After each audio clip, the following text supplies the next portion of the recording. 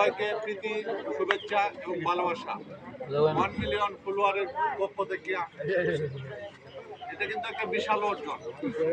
একটা মানুষের ভালোবাসলেই তারে ফলো করা যায়। তার কিছু কর্ম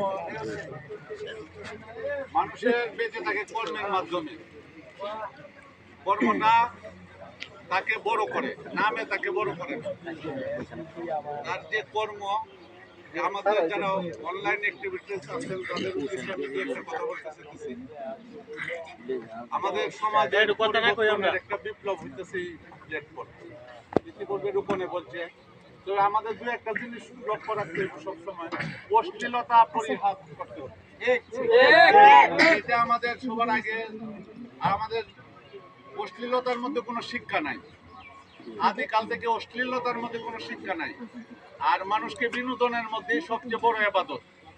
যারা আমি ধর্ম সম্বন্ধে কম যত সামান্য জানি, তার থেকে উদ্ধৃতি দিচ্ছি, সেই উত্তম ব্যক্তি যে অন্যের মনের আনন্দ দিতে পারে।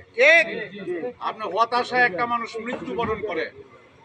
আমরা কয়েকদিন আগেও একটা ট্রেনিং করছিলাম। ট্রেনিং এর মধ্যে আমাদের আত্মহত্যার প্রধান কারণ হইতেছে আমাদের হতাশা। হতাশা থেকে আমাদের আত্মহত্যার প্রথম উৎপত্তি এবং সমাজ বিনষ্ট হওয়ার প্রথম কারণ হইতেছে এইটা। হতাশা থেকে দূর করার জন্য, আনন্দ ফুর্তিতে থাকার জন্য আমরা এই প্ল্যাটফর্মে যারা কাজ করেন তারা সবাই আমার মতে ভালো মনের মানুষ। আর it is easy to say but difficult to do. ইংরেজিতে একটা কথা আছে, বলাটা সহজ কিন্তু করাটা কঠিন। আমি যখন প্রথম দিন ক্যামেরার সামনে কথা বলছি, মনে হয় 50 বার কথা বলতেছি।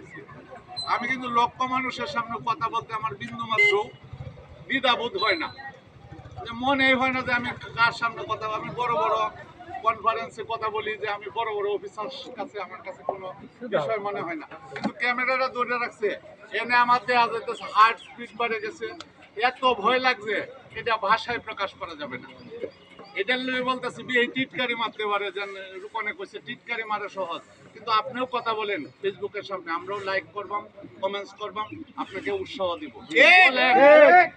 না বললে অযথায় টিটকারি স্বরূপ নেবেন না, কাউকে টিটকারি করা ভালো না।